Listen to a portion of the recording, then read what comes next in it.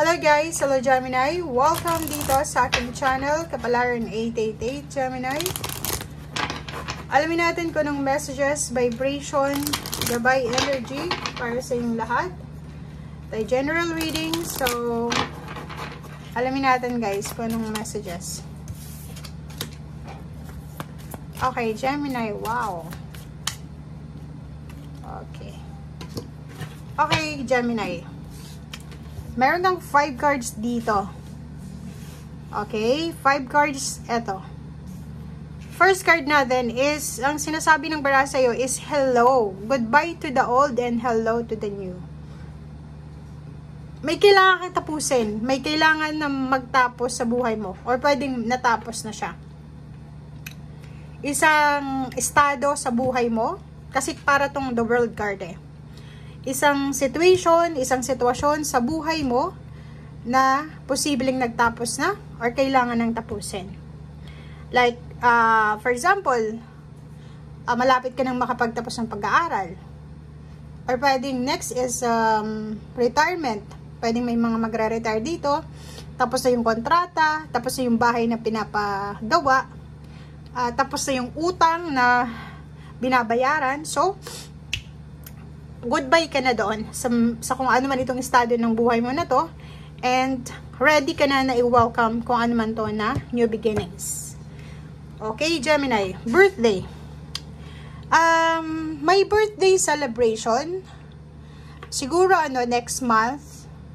Okay, so isang napaka-importanting birthday celebration or isang new beginnings to, birth, like for example, unexpected birth or unexpected pregnancy or unexpected news ng pregnancy or panganganak ang posibleng sagot sa mga katanungan mo. Okay? So, sinasabi ng baraha sa'yo dito na may isang okasyon na darating sa buhay mo ang posibleng sagot sa kung ano man itong mga katanungan mo sa buhay. Okay? So, nakikita din natin dito na mga bata, children or kids or mga youngsters, ang siyang pinaka-importante sa iyo sa ngayon. Hindi ko alam kung ano yung trabaho mo. It's either doctor ka, pediatrician, teacher ka, or kung ano man. Basta ang nakikita natin dito is mga bata. Okay? Yung connection mo sa mga bata ay sobrang significant sa ngayon. Next card is easy does it. Yun. Kailangan mo din sa linggong ito na let go yung situation. Okay? Let go. Let go, let God, let it flow. Okay? Kasi ang sinasabi ng baraha, wag mong pilitin, 'di ba? Wag mong pilitin ang sarili mo na gawin ang lahat sa linggong ito. Wag mong kontrolin ang sitwasyon. Okay? If, for example, relationship yan, kung ayaw sa'yo, let go. Kung trabaho naman yan, hindi ka matanggap-tanggap, let go. And kung may mga pinto na sarado para sa'yo sa ngayon, hayaan mo lang. Kasi, kung talagang para sa'yo yan, mag-o-open yan. Okay? Kung nasa tamang timing, nasa tamang panahon, nasa tamang direksyon, mag-o-open yan. Okay? Next card is spend time sa nature sa linggong ito. Okay? Connect with nature.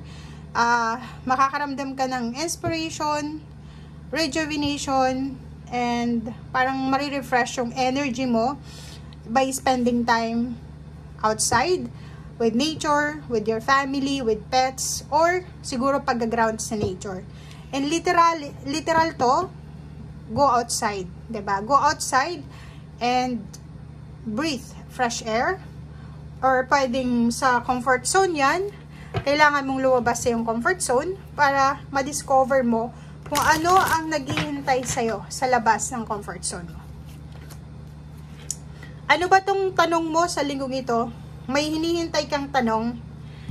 Okay? Pwede mong matanggap yung sagot sa isang okasyon, like sa birthday celebration, and it's a yes. Okay? It's a yes card. So, yun, sinasabi ng baraha na it's a yes. Makukuha mo kung ano itong gusto mong makuha.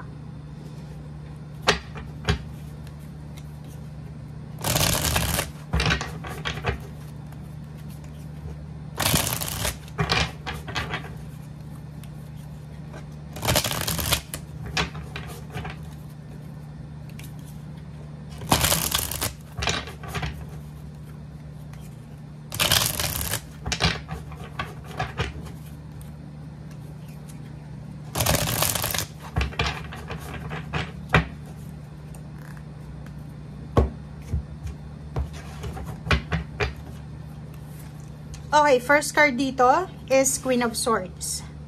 Nangangailangan ng focus ang linggong ito. So, ibig sabihin, kailangan mo ng focus sa kung ano man ito na gusto mong gawin sa linggong ito. Like for example, time with your family or nature or kung ano man itong gagawin mo or kung ano man ito na actions na gagawin mo sa linggong ito. Focus, mag-focus ka. Knight of Swords, wag tayong gagawa yun. Resonated siya dito sa Easy Does It. At ang Knight of Swords na ito, sinasabi na stop trying so hard na kontrolin yung sitwasyon. Kung para sa'yo, para sa'yo. Kung hindi para sa'yo, hindi para sa'yo. Huwag nating kontrolin, huwag nating madaliin yung sitwasyon. Huwag nating i-rush yung situation.